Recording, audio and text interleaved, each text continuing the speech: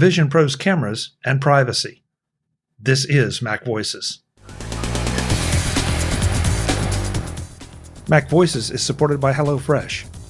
Go to hellofresh.com/MacVoices50 for 50% off plus free shipping. Welcome to MacVoices. This is the talk of the Apple community, and I'm Chuck Joyner. The MacVoices Live panel takes a good hard look at how Apple is going to handle access to the Vision Pro's many cameras and how it might affect privacy. Let's go back and let the panel do the talking. So the chat room is encouraging us to move on, but I have to say I've learned a bit here. I mean, I have not been using hashtags, and I don't think I've used Mastodon sufficiently to come to the conclusions Eric did. So thank you for sharing that, Eric. I'm going to have to start using more hashtags and see, and also not just for posting, but also for trying to filter the incoming information. So, and very interesting, very interesting. The next one is something Jim brought to us regarding the Vision Pro and how they're locking down the camera access.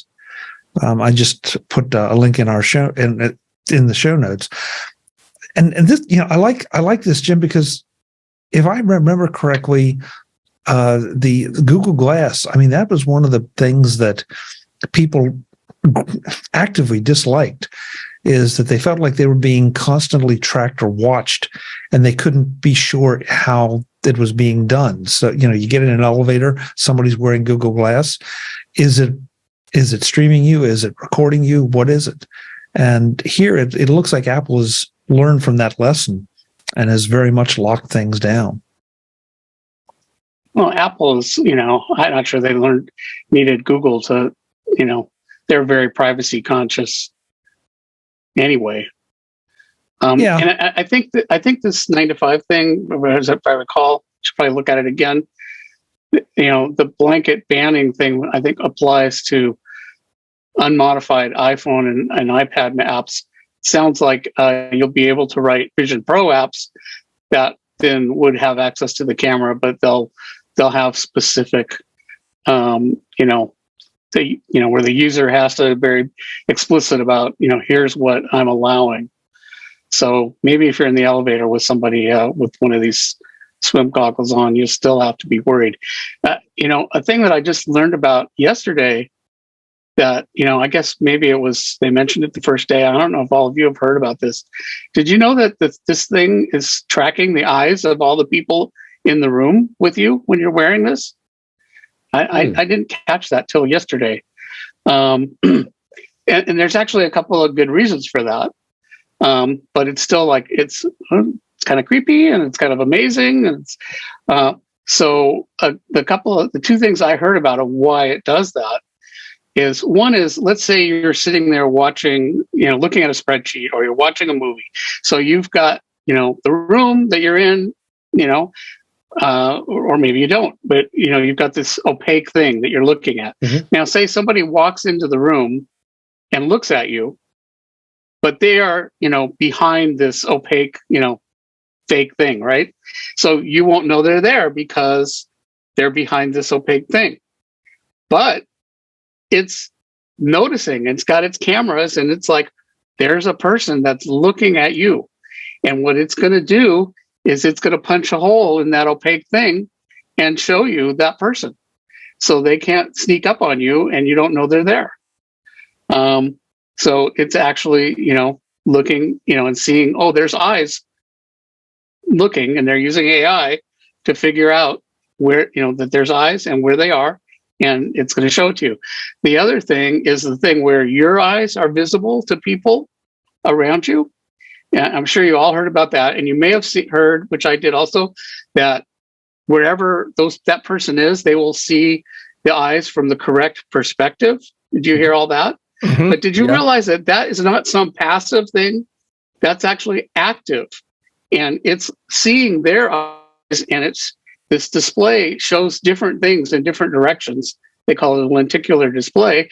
And if it sees, oh, there's an eye over here, it will show the correct eye image to that person.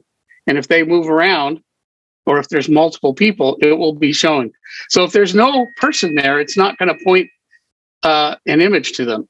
It's only if it sees that there is a person, then it will generate that image, which is amazing. It also makes me wonder, like, how expensive all this is, and if you made, one of these that didn't have that front display, could we knock $500 off the price? I don't know.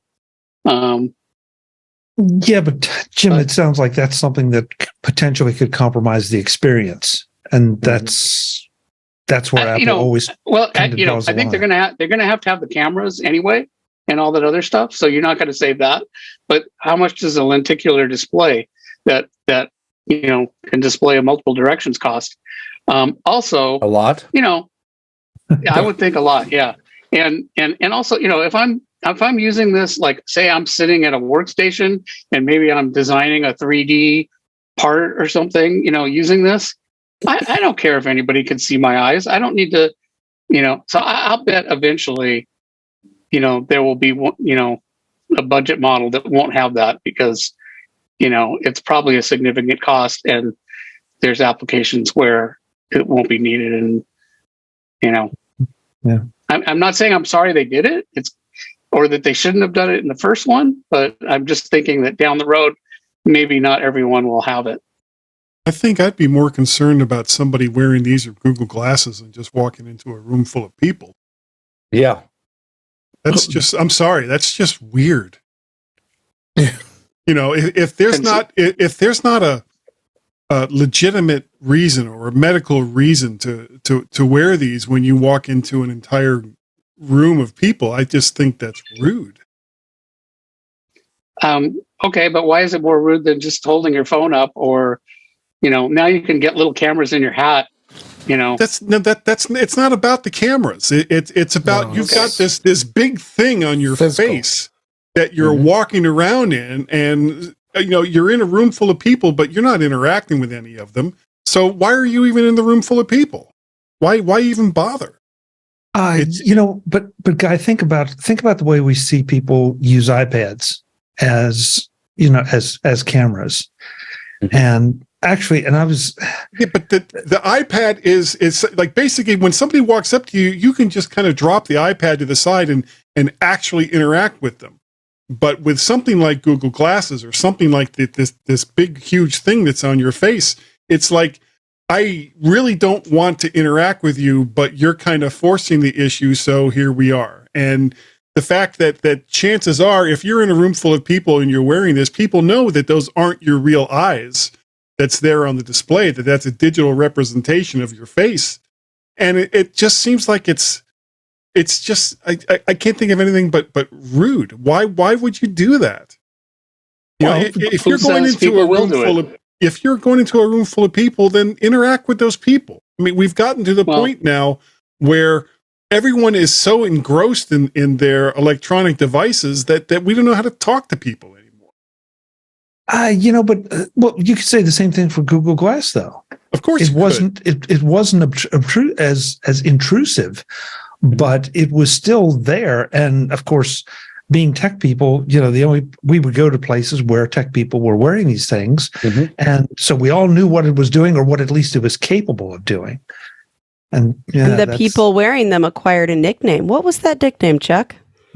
Glass holes. Yeah. Yeah. Well, I never saw somebody walking around. I mean, I only saw a Google Glass one time, and, it was at a conference and everybody was looking at it. I got to wear it for 5-10 minutes, but people, there wasn't anybody, walking around like, I'm just walking around normal with my Google Glasses. I don't think anybody here would disagree with what you're saying, Guy, that would be rude. People do rude things. I've seen people do rude things. This will be yet another rude thing that occasionally you will see. I think you're right that most people will agree with you, think it's rude. And that will, socially, most people will respond to that cue by not doing it. And the people that will not respond to that cue, they're almost certainly doing other rude things all the time anyway. There's people that get up too close in your face, and, that's rude. And, well, I'm 6'6", so they can't get up that high. You have to That's have a pretty step rude ladder. right there. Brian, you bring up though a really, really good point that we already see some of this maybe in a little different fashion, but it's already out there, and we're all guilty of it too. Every single one of us here. Yeah, just thinking, how often have we gone, out to a restaurant, by ourselves with significant others, families, and we look around and we see entire families all kind of glued to their phones, and you're out to dinner with one another, but not so much. No, I mean, you may as well be in separate cars. Yeah. Yeah. I mean, that may be a plus. You're assuming that's a negative. There's some family situations. You've chosen to have a meal with a group of people, and you're not really, you and probably everybody else at the table are really not participating. The only time that anybody talks to one another is when everyone's trying to decide what common before meal appetizer that you're all going to get. And it's this. I don't think that this practice has made society any better at all. That we've gone backwards. That social media has isolated us from one another in a way that I don't think was anticipated. And you take it to the nth degree, and I think it's kind of frightening.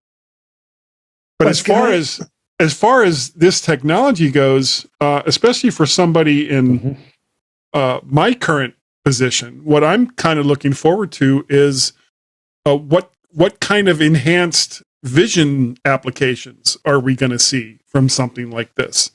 Currently, when I drive, I have to have great big convex mirrors on the right side of my car so that I can see cars that are over there. And when I'm in a big group of people and somebody speaks to me on my right, I'm almost always startled because I'm not aware that they're there.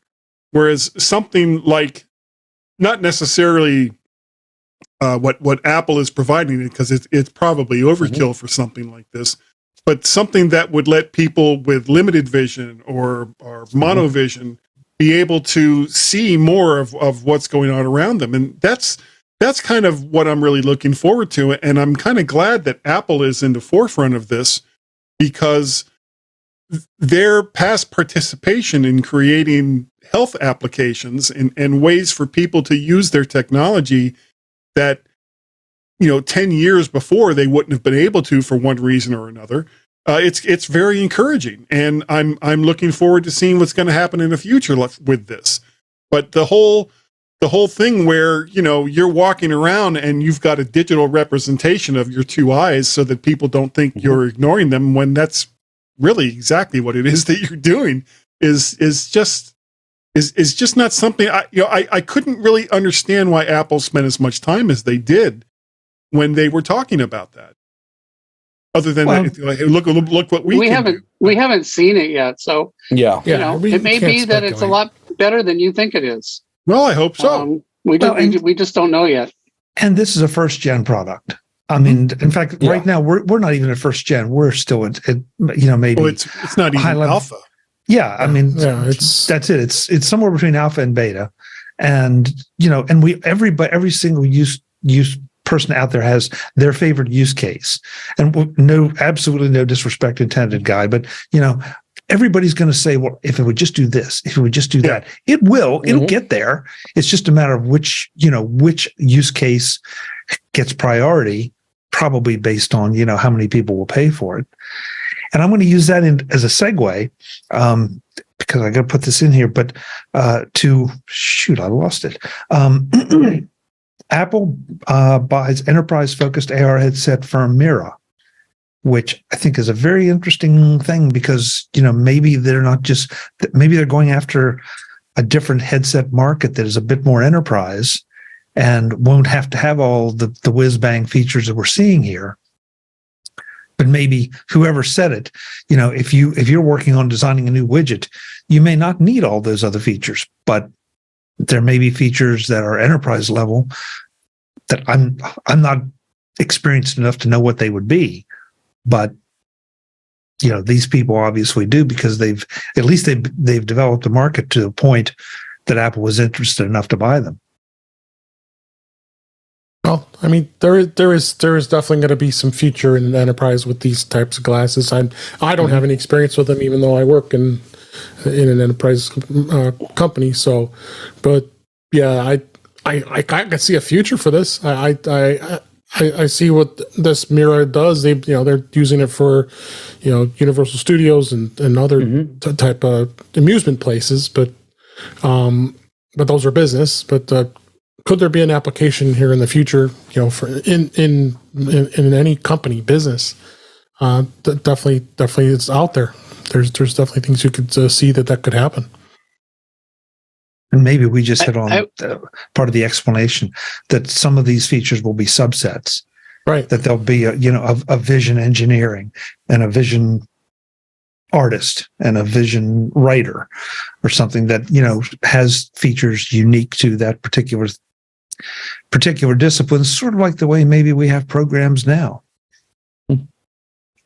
Mira may have some technology that's not even announced that, Apple's buying them for that technology. Yeah. Hey, we still have stuff I want to definitely get to, but I want to throw this in just almost as a public service announcement that Eve Systems, who you probably know from smart home devices, high quality smart home devices, has been acquired by a company called ABB out of Zurich. And I believe that the one of the pieces I saw on it said they have Eve has 50 people. ABB has 105,000. So small discrepancy. Well, I think it's really interesting, and I'd love to know more details about why, but so far it looks like they're going to just let Eve continue to do their thing, and hopefully that'll continue because they do such great products. So, but if you have an Eve system or Eve hardware, you probably want to pay a little bit of attention to any notices you get from them. This purchase makes sense. It does make sense. When you look at what ABB does, this is totally a good fit. And as long as they stick with what they're saying, which is that Eve gets to run as if it's an independent company, I don't see any problem here. And they will probably be able to do even more because now they'll have more money available to them. Right. Maybe. Oh, sorry, Ben, go. Sorry. I am slightly concerned. A few years ago, there was a very similar buyout of iDevices by a much larger company, by Hubble.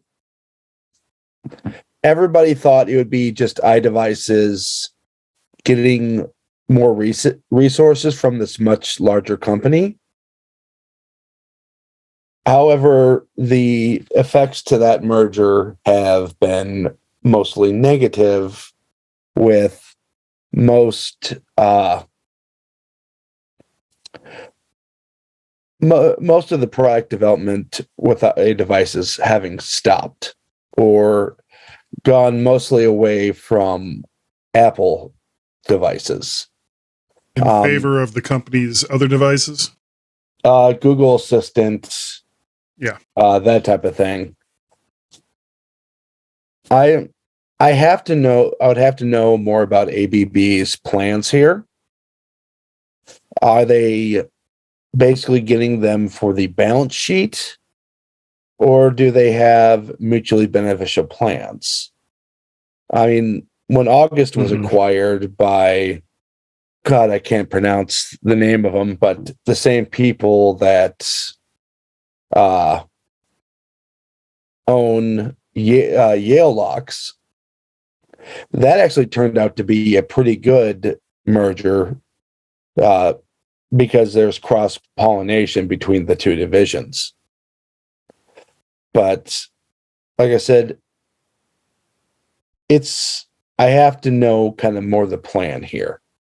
If they truly just are going to leave Eve alone and give them more resources, that is a good thing. However, when you have a company this big, they do tend to try to take over and bring these smaller companies into their corporate culture, which tends to, in many cases, be quite different. This edition of Mac Voices is supported by HelloFresh.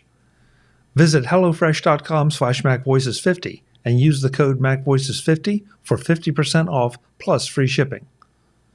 Looking for a way to make meal prep easier and more fun, not to mention good? HelloFresh wants you to have it all: free time and fresh, tasty food. That's why they take care of the meal planning and deliver the ingredients so that everything you need to whip up a delicious meal arrives right at your door. Featuring high-quality proteins, fresh produce, and plans for many lifestyles, HelloFresh delivers ingredients that travel from the farm to your door in less than 7 days for quality you can taste. And taste is what it's all about when it comes to your meals. I could tell you about why I enjoy HelloFresh, and I have been, but I could also tell you that I hear from listeners, viewers, and friends who have tried it and wish they had found it sooner. Don't be one of those. Give HelloFresh a try right now and look forward to dinner time. Go to hellofresh.com/MacVoices50 and use the code MacVoices50 for 50% off plus free shipping. That's hellofresh.com/MacVoices50 and use the code MacVoices50 for 50% off plus free shipping. Thanks to HelloFresh, America's #1 meal kit, for supporting this week's Mac Voices. Ben, I'm with you. I mean, I guess I was sitting here as you were talking, thinking about Ring being acquired by Amazon, and how, whether you like Ring or not, or think that that their products are for you. I mean, Amazon for a long time did leave them alone, but then there was the security camera company whose name I'm sorry I just cannot remember, that just sort of disappeared into Amazon, never to be heard from again. Mm-hmm. If anybody can remember the name, I think you're Blink? right. I think it was Blink. Yeah, Blink is still making a lot of really good Blink, cameras. I've got Blink system in my house. They definitely haven't disappeared. Okay. Yeah. Are they? But are they the ones that I'm thinking about? Well, it's a security camera company that Google bought. No. Another example would not Amazon. Google. I mean Amazon. Amazon. I meant inside my head. I was saying Amazon, and Eero would be another. That's another company that Amazon seems to have left them pretty alone. Mm-hmm. Yeah. And But I Ring mean, as well. yeah.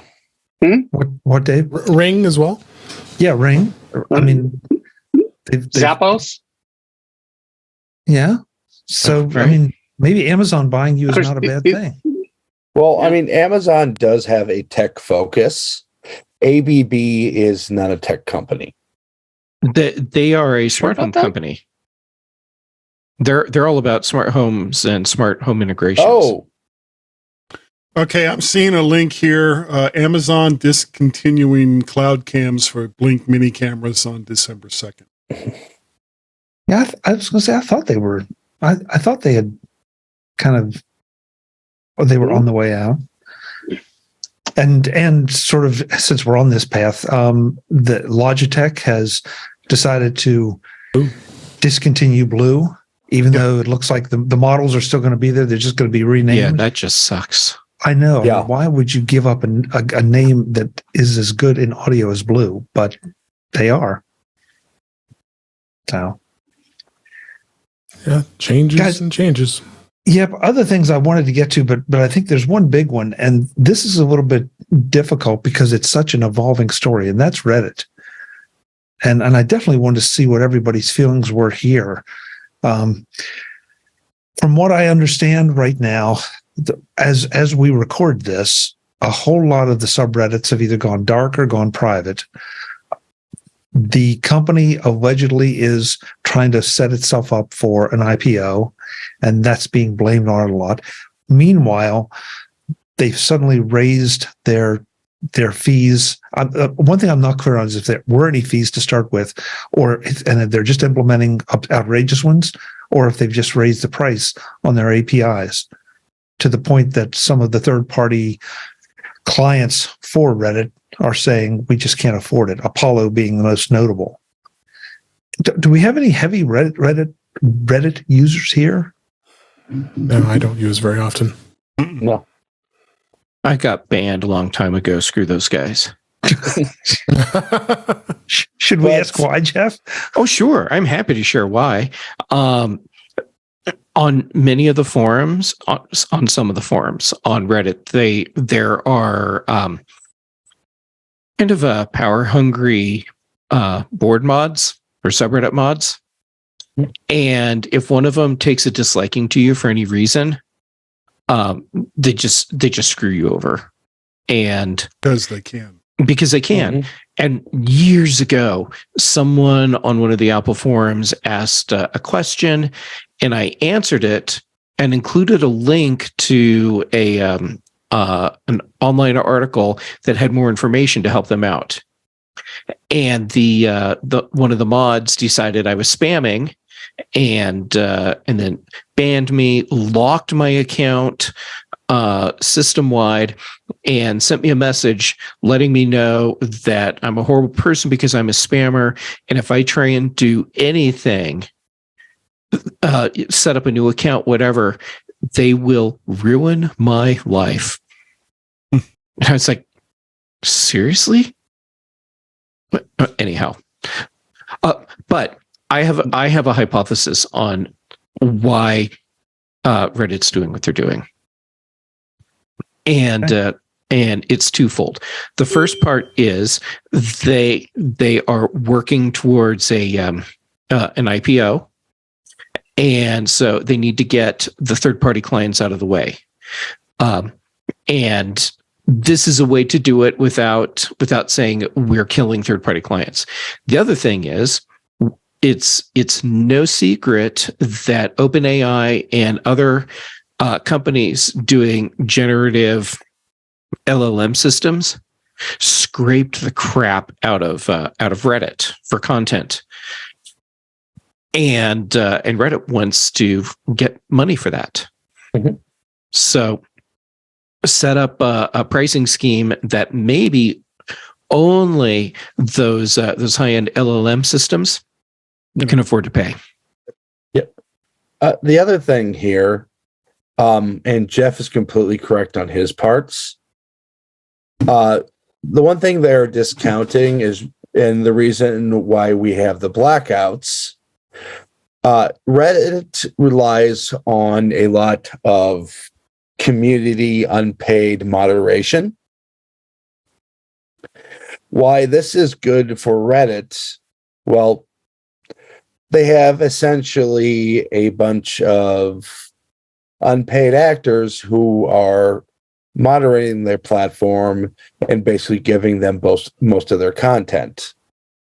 Thusly, why Reddit basically owns the servers. Right now, they don't control their own platform, which, might seriously affect their IPO. And I don't think their CEO seems to be quite aware of this. So I have a question about how this works. And keep in mind, I visited Reddit occasionally, but I'm not there much at all. Mm-hmm. So Apollo is one of the things. It's the one that is brought up in every article that they apparently want to charge Apollo $20 million or something. Okay, that sounds like a lot of money because it is, but then again, there are the subreddits number in the thousands here. And I have to wonder, because the one thing I haven't had anybody explain to me or mention is, okay, so how much is Apollo bringing in? Because Apollo seems to be the default. Everybody loves Apollo. So how much is Apollo bringing in versus what they would have to pay this alleged $20 million back to Reddit? Fraction. Which is a fraction. Oh, I'm sorry. Apollo, the revenue they're bringing in is a very small fraction of what they would have to pay. Okay, that's the only question I've had about this deal, because one of the other things is that it looks like Apollo may have to go the way of some of our Twitter clients and say, hey, if you want to help support us, don't ask for a refund if we do indeed have to pull the plug on this, because otherwise They've already pulled the plug, Chuck. Yeah. Yeah, they already pulled the plug. Oh, really? They Okay. announced it's June 30th. It's over, and they're already asking people to not stop their subscriptions, and they opened a tip jar. Okay, so there you go. I was behind on that one. So if that's the case, if they were not making enough money, then and the 20 million was unreasonable, then Seems unreasonable. Well, Dave, if you don't have, again, if you have thousands of subreddits and therefore, hundreds of thousands of users, if not more, I have to ask what kind of money was being charged and what the revenue stream was like going to Apollo, and they were making the money back off of Reddit, off the back of Reddit. Mm-hmm.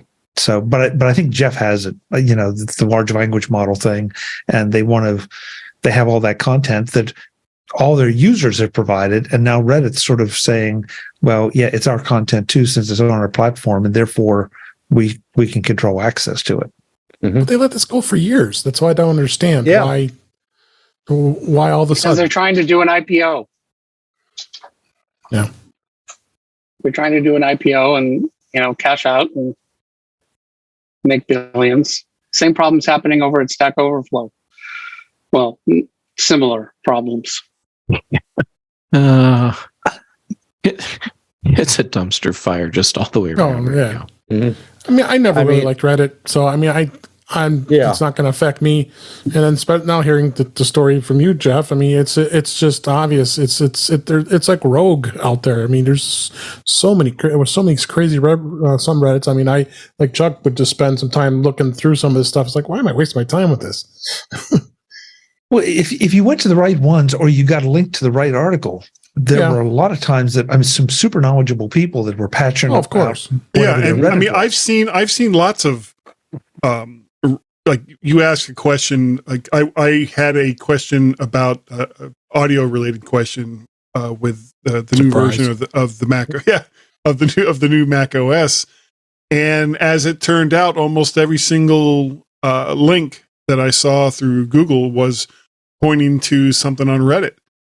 So, that's basically the way I use it is if something comes up and there's some good information, I'll go and hit the link and read the information, and then I go away. Yeah. I don't spend any time on the platform.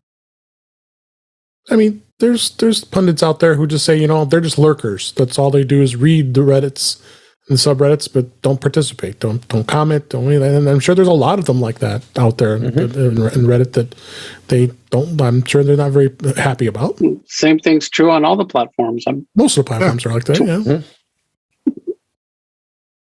The Jeff, the one point I wanted to make though, in response to your large language model thing was, and David saying, they've been letting this go for years. That content didn't have the same value it does now. Yeah. At least that we knew about, that there may have been those models in training years ago, but this seems to be something we've suddenly become so aware of. Mm-hmm. But you also have to wonder what the quality of the training is on Reddit. What, for moderators or people using the platform? No, for the large language models. Oh. I think you could leave Reddit off of that, Chuck. Off that sentence.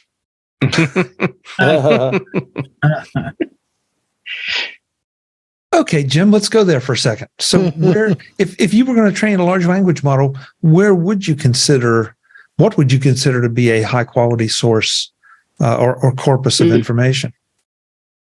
I'm not saying that there is one. I just saw an article today that programmers are using large language models to write programs, and it has the same problem of hallucinating things that don't exist. And apparently, one of the things it's doing is hallucinating frameworks and modules, for programmers. And so they figured out that this is a potential security threat vector because bad guys could go in and, try this out and figure out, what like ChatGPT modules it's suggesting that don't exist, and then create them so that people will embed them into their programs.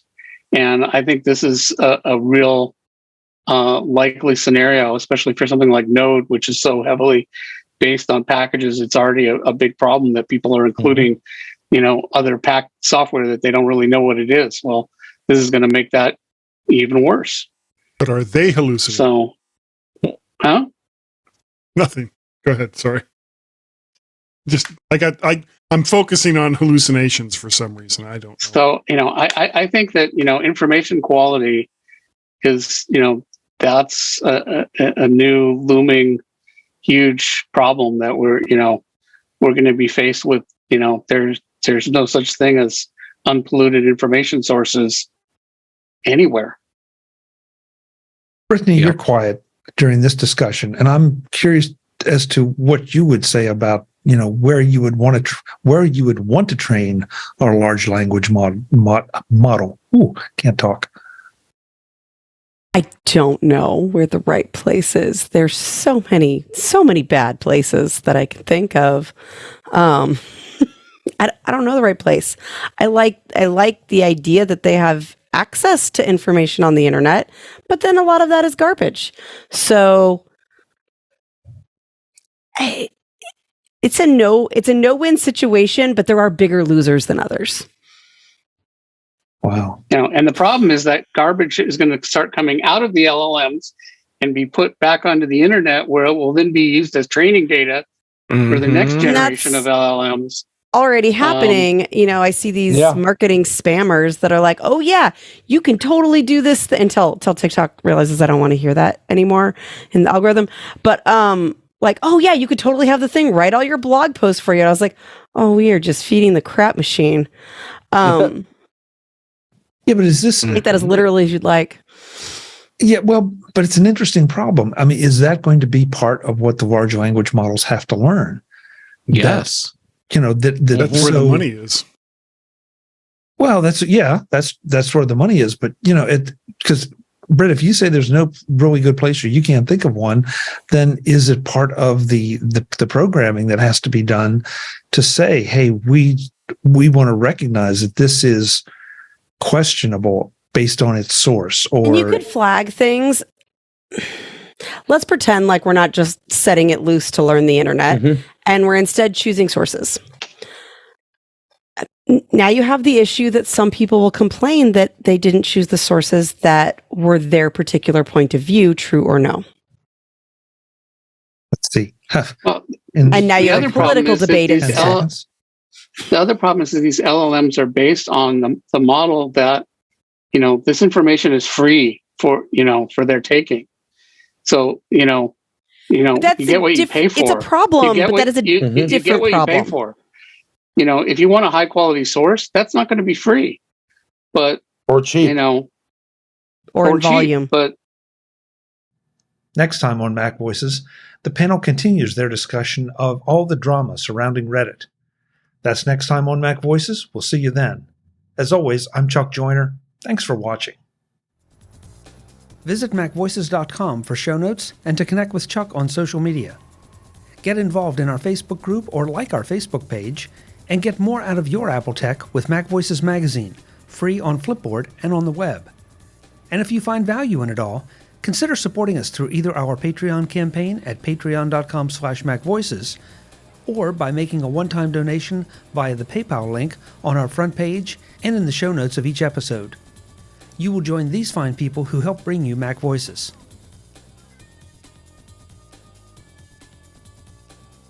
Advertising handled by Backbeat Media at backbeatmedia.com. Bandwidth provided by CacheFly at cachefly.com.